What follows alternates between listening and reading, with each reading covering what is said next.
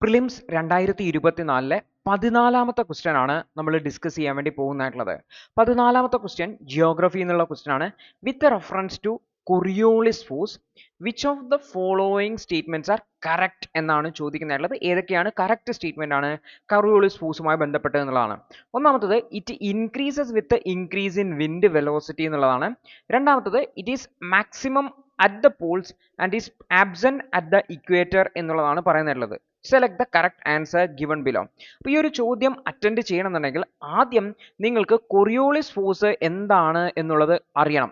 അപ്പോൾ ഈ Coriolis force എന്ന് പറഞ്ഞു കഴിഞ്ഞാൽ ജിയോഗ്രഫിയിൽ നമ്മൾ കാറ്റുകളെ കുറിച്ചൊക്കെ പഠിക്കുമ്പോൾ അല്ലെങ്കിൽ വിൻസിനെ കുറിച്ച് പഠിക്കുന്ന സമയത്ത് ഏറ്റവും ബേസിക് ആയിട്ട് മനസ്സിലാക്കുന്നതാണ് ഭൂമിയിൽ എങ്ങനെയാണ് പ്ലാനറ്ററി വിൻസ് വരുന്നത്, അതിൻ്റെ ഡയറക്ഷൻ എങ്ങനെയാണ് സ്വാധീനിക്കുന്നത് എന്നുള്ളതിനെ സംബന്ധിച്ച് നമ്മൾ മനസ്സിലാക്കുന്നത് തന്നെ ഈ ഒരു കാറ്റും അതിൻ്റെ മേലെയുള്ള ഫോഴ്സസിനെയും കുറിച്ച് പഠിക്കുമ്പോഴാണ്. കാറ്റുകളുടെ മേലെയുള്ള ഫോഴ്സസിൽ ഏറ്റവും പ്രധാനപ്പെട്ട ഫോഴ്സ് ആണ് കൊറിയോളിസ് ഫോഴ്സ് എന്ന് പറയുന്നത്. അപ്പോൾ എന്താ ഈ കൊറിയോളിസ് ഫോഴ്സ് എന്ന് വെച്ചാൽ, കൊറിയോളിസ് ഫോഴ്സ് എന്ന് വെച്ചാൽ ഒരു വസ്തു കറങ്ങുന്നുണ്ടെന്ന് വിചാരിച്ചോ. അപ്പോൾ ഉദാഹരണത്തിന് ഭൂമി ഇങ്ങനെ സ്വന്തം അച്ചുതണ്ടിൽ കറങ്ങിക്കൊണ്ടിരിക്കുകയാണ്. ഒരു വസ്തു കറങ്ങുമ്പോൾ ആ വസ്തുവിലൂടെ മുകളിലൂടെ മറ്റൊരു വസ്തു സഞ്ചരിക്കുകയാണെങ്കിൽ അതിൻ്റെ മുകളിൽ ഈ ഒരു കറക്കം മൂലം ഒരു അഡീഷണൽ ഫോഴ്സ് അനുഭവപ്പെടും എന്നുള്ളതാണ്. അഡീഷണൽ ഫോഴ്സ് അനുഭവപ്പെടും. ആ അഡീഷണൽ ഫോഴ്സിനെയാണ് കൊറിയോളിസ് ഫോഴ്സ് എന്ന് വിളിക്കുന്നതായിട്ടുള്ളത്. അപ്പോൾ ഈ കൊറിയോളിസ് ഫോഴ്സിന്റെ ഇമ്പാക്ട് എന്താണെന്ന് വെച്ചാൽ ഒരു കറങ്ങുന്ന വസ്തുവിന്റെ മേലെ ഒരു വസ്തു സ്ട്രെയിറ്റ് ലൈനിലാണ് മൂവ് ചെയ്യുന്നതെങ്കിൽ പോലും ഈ ഒരു ഫോഴ്സിന്റെ കാരണം അതിന്റെ ഡയറക്ഷനിൽ ചേഞ്ച് ഉണ്ടാവും എന്നുള്ളതാണ് പ്രത്യേകതയായിട്ടുള്ള ഓർത്തു വെക്കേണ്ടതായിട്ട്. അതായത് ഇപ്പം നമ്മുടെ ഭൂമി കറങ്ങുന്നുണ്ട്, ഭൂമിയുടെ മേലെ കാറ്റുകൾ സ്ട്രെയിറ്റ് ലൈനിൽ വീശുന്നുണ്ട്. പക്ഷേ ഈ കൊറിയോളിസ് ഇമ്പാക്റ്റ് കാരണം കാറ്റുകളുടെ മേലെ എന്തുണ്ടാവും, ഒരു ഇഫക്റ്റ് ഉണ്ടാവും. അപ്പോൾ കാറ്റുകളുടെ ദിശ കൊറിയോളിസ് ഫോഴ്സ് കാരണം മാറ്റമുണ്ടാകും എന്നുള്ളതാണ് നമ്മൾ പഠിക്കുന്നതായിട്ടുള്ളത്.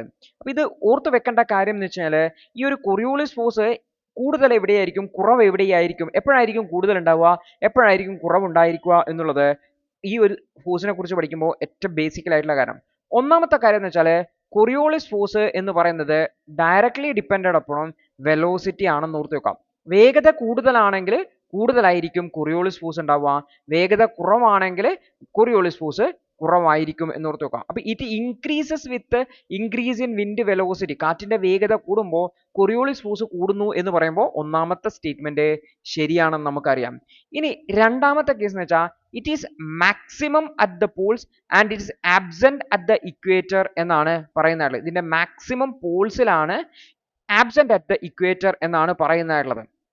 അപ്പം നമ്മൾ നോക്കിക്കഴിഞ്ഞാൽ ഭൂമിയിൽ ഈ ഒരു കൊറിയോളിസ് ഫോഴ്സിന്റെ ഇമ്പാക്റ്റ് എന്ന് വെച്ചാൽ ഇക്വേറ്റർ പ്രദേശത്ത് കൊറിയോളിസ് ഫോഴ്സ് എന്ന് പറഞ്ഞാൽ 0 ആണ്, അല്ലെങ്കിൽ പോൾസ് പ്രദേശത്തേക്ക് വരുമ്പോൾ അത് അതിൻ്റെ മാക്സിമത്തിലേക്ക് എത്തും എന്നുള്ളതാണ്. അപ്പോൾ ഈ ഒരു കൊറിയോളിസ് ഫോഴ്സ് ലാറ്റിറ്റ്യൂഡിനനുസരിച്ച്, ലാറ്റിറ്റ്യൂഡ് 0 ആണ് ഇക്വേറ്റർ, ലാറ്റിറ്റ്യൂഡ് വർദ്ധിക്കുന്നതിനനുസരിച്ച് കൊറിയോളിസ് ഫോഴ്സും വർദ്ധിക്കും എന്നുള്ളതാണ്. അപ്പോൾ കൊറിയോളിസ് ഫോഴ്സിന്റെ രണ്ട് റിലേഷൻ, സ്പീഡ് കൂടുമ്പോൾ കൊറിയോളിസ് ഫോഴ്സ് വർദ്ധിക്കും, അതുപോലെ ലാറ്റിറ്റ്യൂഡ് കൂടുമ്പോൾ കൊറിയോളിസ് ഫോഴ്സ് വർദ്ധിക്കും എന്നുള്ളതാണ്. അപ്പോൾ സെക്കൻഡ് സ്റ്റേറ്റ്മെന്റും ശരിയാണെന്ന് പറയാൻ പറ്റും. So select the answer from the both 1 and 2 is the correct എന്നുള്ളതാണ് ശരിയായിട്ടുള്ള സ്റ്റേറ്റ്മെന്റ്. അപ്പോൾ ഇത് വളരെ സിമ്പിൾ ആയിട്ടുള്ള ജോഗ്രഫിയുടെ ബേസിക്സ് മനസ്സിലാക്കിയിട്ടുള്ള, ഫിസിക്കൽ ജോഗ്രഫിയുടെ ബേസിക്സ് മനസ്സിലാക്കിയിട്ടുള്ള ഒരാൾക്ക് കിട്ടേണ്ട ചോദ്യമാണ്. കാരണം കൊറിയോളിസ് ഫോഴ്സിനെ കുറിച്ച് പഠിക്കാതെ ഒരാളും ജോഗ്രഫി കംപ്ലീറ്റ് ചെയ്യത്തില്ല എന്ന് കൂടി ഓർത്ത് വെക്കേണ്ടതാണ്. അപ്പോൾ ഇതിൽ ഒരു കോംപ്ലിക്കേഷനും ഇല്ല, ഒന്നുമില്ല, പ്യുവർ നോളജ് ആണ്, പ്യുവർ ബേസിക് നോളജ് ചെക്ക് ചെയ്യുന്നതിന് വേണ്ടിയിട്ടുള്ള ക്വസ്റ്റ്യൻസ് ആണ് എന്ന് കൂടി ഓർത്ത് വെക്കുക. അപ്പോൾ ഇത് എവിടെ നിന്നാണ് പഠിക്കുക? ഇത് NCERT-യിൽ വളരെ ഡീറ്റെയിൽ ആയിട്ട് കൊടുത്തിട്ടുണ്ട്. അതായത് അറ്റ്മോസ്ഫിയർ അല്ലെങ്കിൽ കാറ്റുകളെ കുറിച്ച് പഠിക്കുമ്പോൾ വിൻഡുകളെ കുറിച്ച്, ഫോഴ്സസ് ഓൺ വിൻസ് എന്ന് പറഞ്ഞിട്ട് നിങ്ങൾക്ക് ഇവിടെ കാണാൻ വേണ്ടി പറ്റും. അപ്പോൾ ഫോഴ്സസ് ഓൺ വിൻസിനെ കുറിച്ച് പഠിക്കുമ്പോൾ ഒരു കാറ്റിന്റെ മേലെ എന്തൊക്കെയാണ് ഫോഴ്സ് ഉള്ളത് എന്നതിനെ കുറിച്ച് പഠിക്കുമ്പോൾ കൊറിയോളിസ് ഫോഴ്സ് അതിൽ ഏറ്റവും പ്രധാനപ്പെട്ടതാണ്. കാരണം ആ കൊറിയോളിസ് ഫോഴ്സിന്റെ ഒരു കാറ്റിന്റെ വേഗത നിർണ്ണയിക്കാൻ കൊറിയോളിസ് ഫോഴ്സ് വളരെ അത്യാവശ്യമാണ്. അപ്പോൾ വിൻഡ് വെലോസിറ്റി ഹൈ ആവുമ്പോൾ ഡിഫ്ലക്ഷൻ കൂടുതലായിരിക്കും. ഈ ഡിഫ്ലക്ഷൻ കൊറിയോളിസ് ഫോഴ്സ് കൂടുതലാണ്. അതായത് കൊറിയോളിസ് ഫോഴ്സ് കൂടുതലായിരിക്കും, ഡിഫ്ലക്ഷൻ കൂടുതലായിരിക്കും എന്നതാണ്. സോ വെലോസിറ്റി ഹൈ ആവുമ്പോൾ കൊറിയോളിസ് ഫോഴ്സും കൂടുതലായിരിക്കും. Coriolis force is directly proportional to angle of latitude എന്ന് പറയുന്നുണ്ട്. ലാറ്റിറ്റ്യൂഡിന്റെ ആംഗിൾ ഇക്വേറ്ററിൽ 0 ആണ്, അതായത് maximum at the poles and absent at the equator. ഇത് ആക്ച്വലി ലേണേഴ്സിന്റെ ജിയോഗ്രഫിയുടെ ക്ലാസ് എന്നുള്ള സ്ലൈഡാണ്. എക്സാക്ട്ലി സെയിം സെന്റൻസുകൾ തന്നെയാണ് നിങ്ങൾക്ക് ക്വസ്റ്റ്യൻ പേപ്പറിൽ കാണാൻ പറ്റുക. എന്തുകൊണ്ടാണെന്ന് വെച്ചാൽ രണ്ടും NCERT ബേസ്ഡ് ആണ്. ചോദ്യങ്ങൾ വന്നതും NCERT എന്നാണ്, ലേണേഴ്സിന്റെ ക്ലാസ്സും NCERT ബേസ്ഡ് ആണ്. സോ സെയിം കണ്ടന്റ് ആണ്. അപ്പോൾ ഇവിടെ നിങ്ങൾക്ക് ഈ ഒരു ചിത്രത്തിൽ എങ്ങനെയാണ് സ്ട്രെയിറ്റിൽ പോകുന്ന ഒരു കാറ്റ് വലതുവശത്തേക്ക് ഡിഫ്ലക്ഷൻ ആവുന്നത് എന്നുള്ളത് കാണാൻ വേണ്ടി പറ്റും.